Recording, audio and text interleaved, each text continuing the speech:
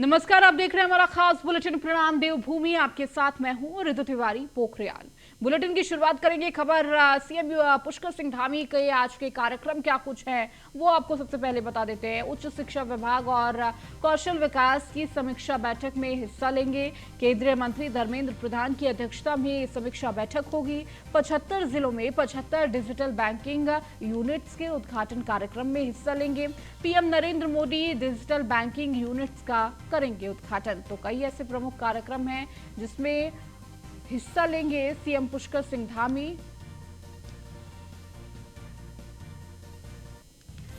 और ज्यादा जानकारी के साथ हमारे विशेष संवाददाता सुदीप जैन हमारे साथ जुड़ चुके हैं। सुदीप, क्या कुछ प्रमुख कार्यक्रम आज सीएम पुष्कर सिंह धामी के रहने वाले हैं?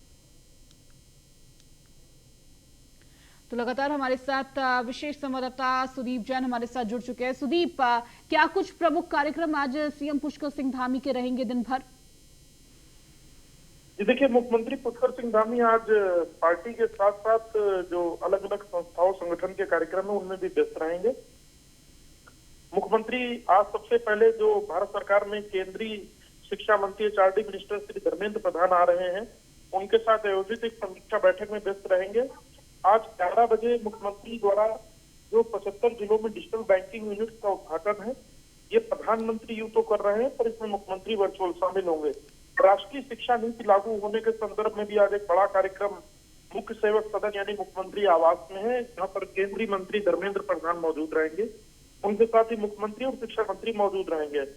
मुख्यमंत्री ने 1:30 से 2 बजे का दोपहर का समय संगठन की बैठक के लिए आरक्षित किया है। शाम को मुख्यमंत्री शाम 7 से रात के 8:30 बजे तक मंत्रीगण के साथ संगठनात्मक बैठक चर्चा करेंगे, यानी मंत्रियों के साथ चर्चा वार्ता विमर्श करेंगे जी। और इसके बाद मुख्यमंत्री कैंप कार्यालय जाएंगे। तो मुख्यमंत्री की आज खासी व्यस्तता है, वो केंद्रीय मंत्री व राज्य के अपने मंत्रियों के साथ बैठक में शामिल रहेंगे और विकास योजनाओं व नई क्या राज्य की योजनाओं पर काम हो इस पर चर्चा करेंगे। जी बिल्कुल सुदीप, बहुत बहुत शुक्रिया इस जानकारी को देने के लिए। तो कई ऐसे कार्यक्रम हैं जिनमें हिस्सा लेंगे सीएम पुष्कर सिंह धामी। तो कई व्यस्तता भी आज सीएम की है। उत्तराखंड विधानसभा में बैकडोर से भर्ती का मामला सामने आया, जहां हाईकोर्ट ने कर्मचारियों की बर्खास्तगी का आदेश पर रोक लगाई है। 19 दिसंबर को होगी मामले की अगली सुनवाई। उत्तराखंड हाईकोर्ट ने विधानसभा सचिवालय से बर्खास्त किए गए 102 से अधिक कर्मचारियों की बर्खास्तगी आदेश के खिलाफ दायर याचिकाओं पर सुनवाई की। इस मामले को सुनने के बाद न्यायमूर्ति मनोज कुमार तिवारी ने एकल पीठ ने विधानसभा सचिवालय के कर्मचारियों की बर्खास्तगी के आदेश पर अग्रिम सुनवाई तक रोक लगा दी है। साथ ही कोर्ट ने इस मामले में विधानसभा सचिवालय से 4 सप्ताह के जवाब पेश करने को कहा है। कोर्ट ने अपने आदेश में कहा है कि ये कर्मचारी अपने पदों पर कार्य करते रहेंगे। अगर सचिवालय चाहे तो रेगुलर नियुक्ति की प्रक्रिया चालू कर सकती है। ऐसे में अब इस मामले की अगली सुनवाई 19 दिसंबर नियत की गई है। आपको बता दें कि अपनी बर्खास्तगी के आदेश को बबीता भंडारी, भूपेंद्र सिंह बिष्ट और कुलदीप सिंह की अन्य कर्मचारियों ने हाईकोर्ट में चुनौती दी थी। याचिकाकर्ताओं की ओर से वरिष्ठ अधिवक्ता देवी दत्त कामत, वरिष्ठ अधिवक्ता अवतार सिंह रावत और रविंद्र सिंह बिष्ट ने कोर्ट को अवगत कराया कि विधानसभा अध्यक्ष के द्वारा लोकहित का देखते हुए उनकी सेवाएं समाप्त कर दी गई हैं। बर्खास्तगी आदेश में उन्हें किसी आधार पर और किस वजह से हटाया गया, कहीं उसका उल्लेख नहीं किया गया है, ना ही उन्हें सुना गया है, जबकि उनके द्वारा सचिवालय में नियमित कर्मचारियों की भांति कार्य किया। और इसके साथ इतने कर्मचारियों को बर्खास्त करना लोकहित नहीं है, यह आदेश विधि विरुद्ध है।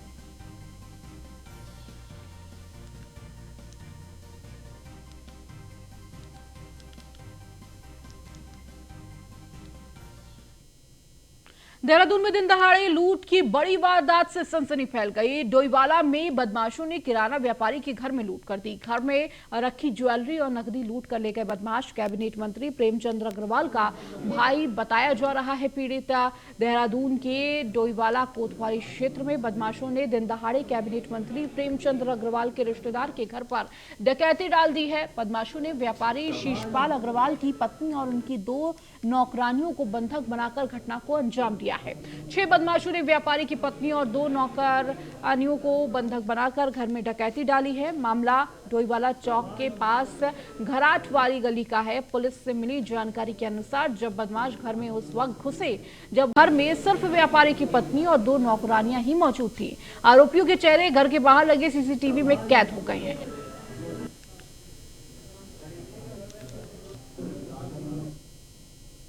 मुख्यमंत्री पुष्कर सिंह धामी ने टनकपुर में रोजगार मेले का शुभारंभ किया और इसी दौरान सीएम धामी ने जिले में विकास के लिए 7 योजनाओं का लोकार्पण एवं 23 योजनाओं का शिलान्यास किया। इससे पहले मुख्यमंत्री पुष्कर सिंह धामी ने मंडी समिति पहुंचकर एमएसआई के धन क्रय केंद्र का निरीक्षण किया और इसी दौरान उन्होंने क्रय केंद्र पर धान की नमी की भी मापी। यंत्र में धान की नमी मानक से कम करीब 15% निकली। इस पर सीएम ने कहा कि फसल के एक एक दाने की खरीद होनी चाहिए।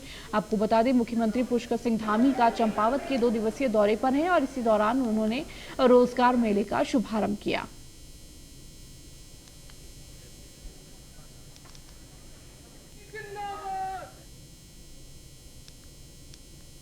उत्तराखंड के परिवहन मंत्री चंदन रामदास ने शनिवार को देहरादून दिल्ली रूट पर चलने वाली 5 इलेक्ट्रिक बसों को हरी झंडी दिखाकर रवाना किया। यह बसें उत्तराखंड परिवहन निगम और प्राइवेट कंपनी स्काईलाइन के संयुक्त प्रयास से संचालित की जाएंगी। वहीं परिवहन निगम 610 नई बसों को अगले साल तक अपने बेड़े में शामिल करने जा रहा है, जिसमें बड़ी संख्या में इलेक्ट्रिक बसें भी शामिल हैं। फिलहाल रोडवेज की बेड़े में इस वक्त 912 बसें शामिल हैं। फ्लैग ऑफ के दौरान परिवहन मंत्री चंदन रामदास ने बताया कि इलेक्ट्रिक बसों के संचालन से पर्यावरण संरक्षण में सुरक्षा तो होगा ही, साथ ही कम बजट में लोग बेहतर सुविधाओं का लाभ ले सकेंगे। आपको बता दें कि बसों में लगे सीसीटीवी कैमरे भी यात्रियों को सुरक्षा सुविधा देने का काम करेंगे। इलेक्ट्रिकल बसों को उत्तराखंड में शुरुआत करने के परिप्रेक्ष्य में आज हम 5 बसों को यहाँ पीपीपी मोड में हम इसकी शुरुआत कर रहे हैं और आने वाले समय में अभी हम दिल्ली रूट पर इसको हम चला रहे हैं और हमारा अनुभव अगर ठीक रहेगा, बहुत अच्छा संचालन रहेगा, तो हम 2 महीने के अंदर लगभग 150 इलेक्ट्रिकल वाहन हम उत्तराखंड में प्रारंभ करने जा रहे हैं, जिसकी हमने टेंडर प्रक्रिया शुरू कर दी है। उसके बाद हम 200 सीएनजी वाहन भी हम शुरू करने जा रहे हैं, जिसकी टेंडर की कार्रवाई हमारी शुरू हो गई है। और BS6 वाली जो बसें हैं उसके लिए हम 200 पर्वतीय क्षेत्र के लिए और दिल्ली के लिए अलग से हम व्यवस्था करने जा रहे हैं। इलेक्ट्रिकल बसों को अल्मोड़ा मेडिकल कॉलेज में एमबीबीएस के द्वितीय सत्र के एनएमसी की मान्यता मिलने के बाद मेडिकल कॉलेज दूसरा बैच शुरू करने की तैयारी में जुट गया है, जहां पर 15 नवंबर से एमबीबीएस के दूसरे बैच का अकादमिक सत्र शुरू हो जाएगा। वहीं अल्मोड़ा मेडिकल कॉलेज में एमआरआई मशीन की स्थापित होने जा रही है। यहां एमआरआई मशीन लगने से कुमाऊं में पहाड़ी जिलों के मरीजों को लाभ मिलेगा।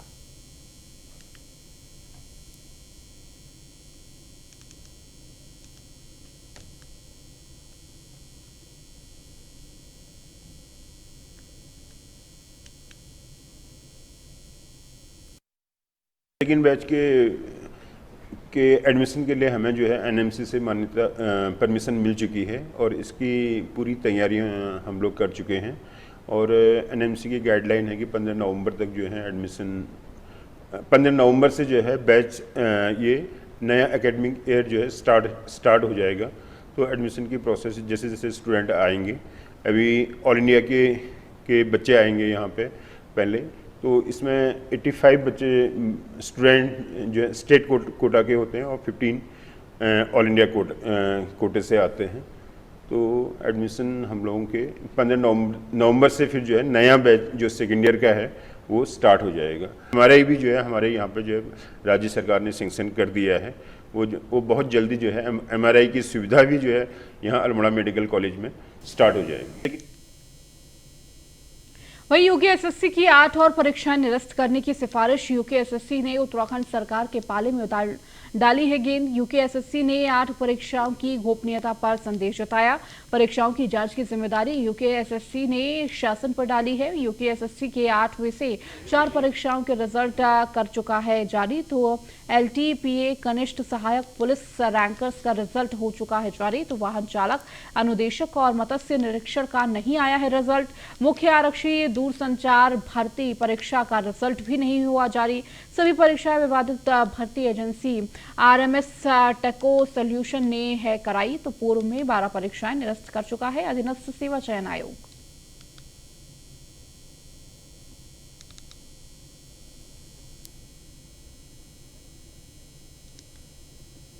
पेपर लीक केस में उत्तराखंड अधीनस्थ सेवा चयन आयोग के पूर्व सचिव संतोष बडौनी समेत 5 लोगों पर मुकदमे के लिए शासन ने पुख्ता सबूत मांगे हैं।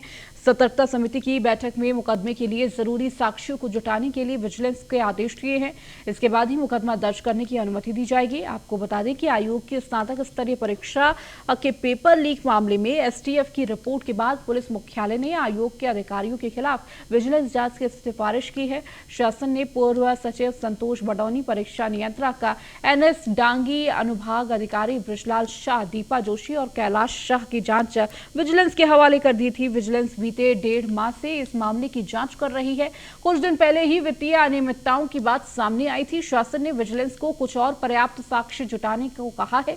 इसके साथ ही मुकदमे की अनुमति दी जाएगी। शासन का मानना है कि इस मामले को हल्के में दर्ज नहीं किया जा सकता। पुख्ता साक्ष्य होने पर ही ठोस कार्रवाई की जाएगी। तो डायरेक्टर विजिलेंस के मुताबिक जल्द ही शासन को विस्तृत रिपोर्ट भेज दी जाएगी।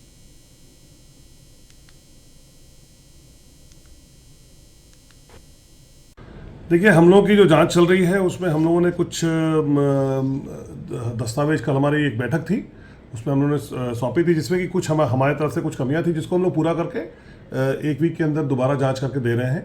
उसके बाद फिर हम आगे देखेंगे क्या क्या कार्रवाई इसमें होगी। हाँ, देखिए, अभी तक तो हमारे पास एविडेंस है, उसे हम एफआईआर कर सकते हैं, लेकिन हम लोग पूरे एविडेंसेस को और भी पुख्ता रूप से कलेक्ट कर रहे हैं, जितने जल्दी से कैसे।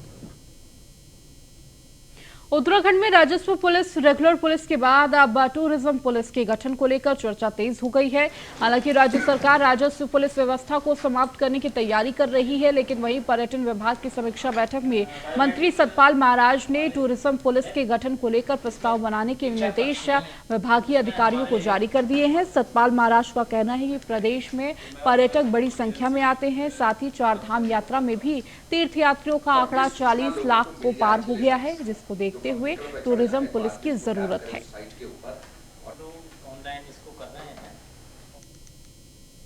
चार धाम यात्रा पर भी चर्चा हुई है। इसमें अभी बहुत बड़ी यात्रा हमारी हुई है, जिसमें 42,90,778 यात्री आए हैं, और ये मैं समझता हूं कि सीजन के अंत तक ये करीब हमारी 45 लाख पहुंच जाएंगी। इस यात्रा को और भी अच्छी तरीके से चलाने के लिए हम लोग काम कर रहे हैं, और ये आवश्यकता महसूस हुई है कि इसमें हम पर्यटन पुलिस को लाएं, जिससे कि जो हमारे होम स्टे चल रहे हैं, टूरिस्ट सेंटर चल रहे हैं, क्या क्या गतिविधियां इसमें हो रही हैं, उसकी मॉनिटरिंग करने के लिए जहां जहां रेवेन्यू पुलिस है, रेगुलर पुलिस नहीं है, वहां पर कम से कम हम अपनी जानकारी प्राप्त करें और क्या वहां एक्टिविटी हो रही है उसको देखने। वहीं देश में वन्य जीवों के लिए सबसे सुरक्षित माने जाने वाले राजाजी नेशनल पार्क से बाघ गायब हो रहे हैं।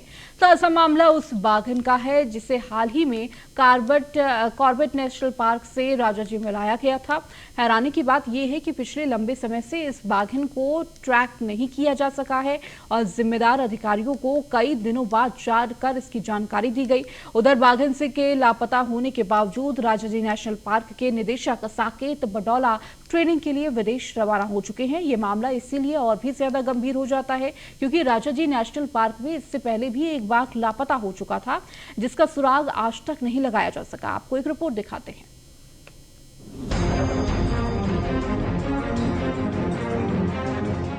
राजाजी नेशनल पार्क में बाघों का कुनबा बढ़ाने की योजना धराशायी हो गई है। इस प्रोजेक्ट के तहत कॉर्बेट नेशनल पार्क में बाघों की संख्या के कारण बढ़ रहे दबाव को कम करने के लिए राजाजी नेशनल पार्क में बाघों को शिफ्ट किया जाना था, लेकिन इस योजना के पहले ही चरण में वन विभाग की पोल खुल गई। बता दें कि करीब 10 करोड़ की लागत से कॉर्बेट के बाघों को राजाजी नेशनल पार्क में शिफ्ट किया जाना था। जिसमें पहले चरण में 2 बाघ राजाजी में लाए जा चुके हैं। लेकिन हैरानी की बात यह है कि इन दोनों बाघों में से एक बाघिन पिछले लंबे समय से लापता चल रही है। चौंकाने वाली बात यह भी है कि पिछले 6 महीने से बाघिन पर लगाया गया रेडियो कॉलर काम नहीं कर रहा है। और अब सुनिए chief wild life warden Sameer Sinha बाघिन के लापता होने को लेकर क्या जानकारी दे रहे हैं। सबसे महत्वपूर्ण ये है कि इनका जो भी डायरेक्ट और इनडायरेक्ट एविडेंस मिलता है, चाहे वो पंजों के निशान हो, चाहे वो स्कैट हो या कैमरा ट्रैप में जो इमेज आती है, उसके लिए कैमरा ट्रैपिंग की इंटेंसिटी बढ़ाई गई है और साथ ही वहाँ पर PIP भी बनाए जा रहे हैं ताकि अगर बाघ का मूवमेंट हो वहाँ पर तो उसकी जानकारी भी हमको समय से मिल सके। निकटवर्ती उत्तर प्रदेश के इलाके के विषय में भी वहाँ के प्रमुख वन संरक्षक वन्य जीव और वन जीव प्रतिपालक से संपर्क कर उनसे अनुरोध किया गया है कि उनके इलाके में भी इसकी सघन जांच कराई जाए और कैमरा ट्रैप लगाने में हमारे लोग सहयोग करेंगे, जिससे उन इलाकों में भी अगर इस टाइगर्स का मूवमेंट हो तो उसकी जानकारी हमें मिल सके। राजाजी नेशनल पार्क से बाघिन गायब है और इस दौरान पार्क के निदेशक साकेत बड़ोला इस गंभीर प्रकरण को छोड़कर प्रशिक्षण के लिए विदेश दौरे पे चले गए हैं। उधर बाघिन को ढूंढने के लिए APCCF रंजन मिश्रा को जिम्मेदारी दी गई है।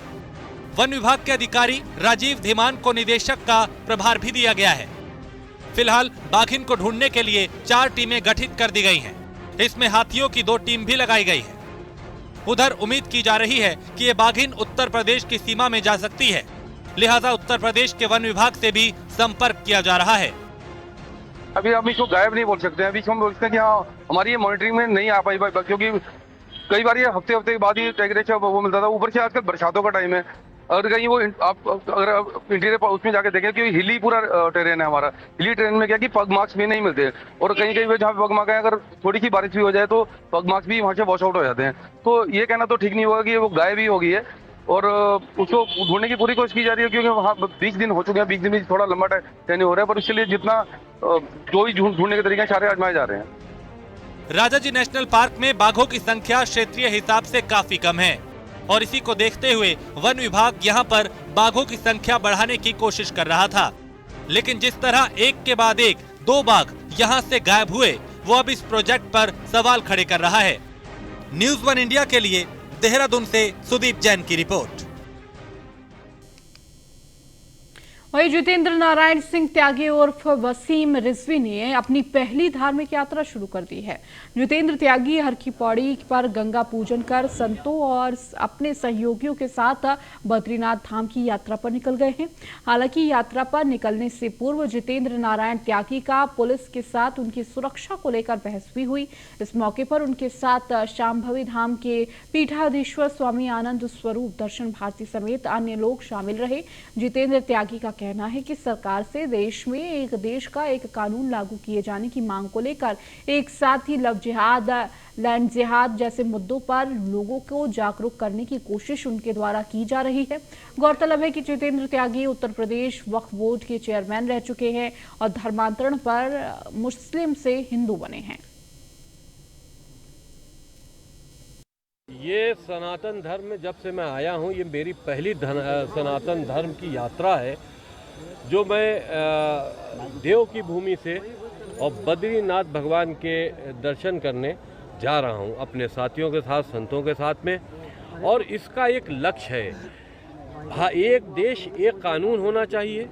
तरह तरह के कानून, विशेष तौर पर जो शरीयत के कानून हैं या और दूसरे कानून हैं, वो हमारे देश को खोखला कर रहे हैं और तोड़ रहे हैं। जो लैंड जिहाद है, जो लव जिहाद है, वो हमारे देश के लिए, हमारे सनातनियों के लिए सबसे ज़्यादा खतरनाक है और ख़ास करके सनातनी इसका शिकार होते हैं। उनकी लड़कियां, उनकी बेटियां उसका शिकार होती हैं।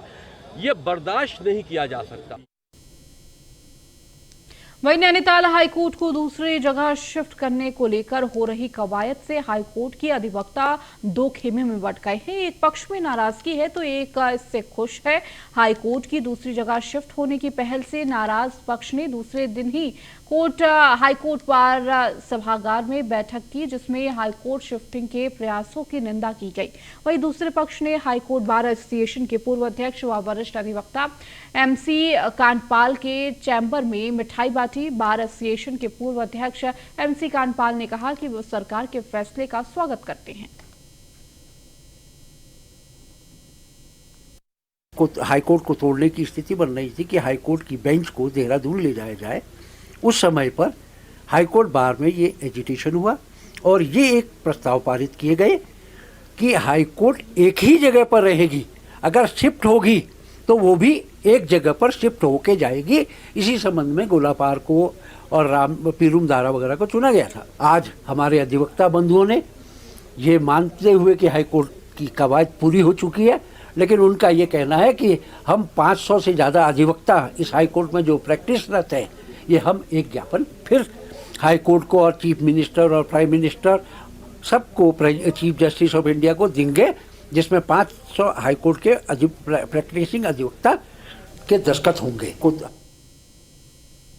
वहीं पर्यटन विभाग की समीक्षा बैठक में अगर योजना परवान चढ़ती है तो फिर चारधाम यात्रा में यात्रियों की संख्या को सीमित करने की तैयारी विभाग ने शुरू कर दी है। चारधाम यात्रा में इस बार यात्रियों का आंकड़ा 40 लाख को पार कर गया है, जिसको देखते हुए मंत्री सतपाल महाराज ने अधिकारियों को एक यात्री एक बार यात्रा का फॉर्मूला अपनाने के निर्देश दिए हैं। वहीं चारधाम यात्रा के लिए होने वाले रजिस्ट्रेशन को भी आधार से लिंक करने के आदेश दिए गए हैं। सतपाल महाराज का कहना है कि यात्रा में लगातार संख्या बढ़ रही है, जिसके बाद धामों पर व्यवस्था बनाने में दिक्कत हो रही है। दूसरा, कई यात्री ऐसे हैं जो कई बार दर्शन करने के लिए पहुंच रहे हैं। ऐसे में व्यवस्था निर्धारित करने को, रजिस्ट्रेशन को आधार से जोड़ने और एक यात्री एक बार दर्शन की व्यवस्था पर भी विचार हो रहा है।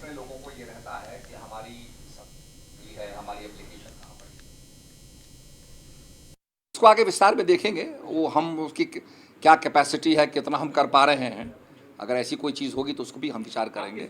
ऑल्टरनेट नहीं, अभी मैं उसको कुछ नहीं कह पा रहा हूँ, क्योंकि इसको जब तक हम स्टडी नहीं करेंगे, आधार कार्ड से जोड़ने के बाद आपको ये स्टडी मिल जाएगी कि कौन आदमी कितनी दफ़े आ रहा है, तो ये स्टडी के बाद ही हम कुछ कह पाएंगे। इसमें ऑल्टरनेट व्हीकल्स को भी हम ला रहे हैं ताकि वो करें, और रोपवे भी इसमें बन रहा है, उसके 4 स्टेशन रोपवे के बनने जा रहे हैं। इसको आगे विस्तार में देखेंगे। वो चलिए, इस बुलेटिन में फिलहाल इतना ही। बने रहिए न्यूज़ 1 इंडिया के साथ।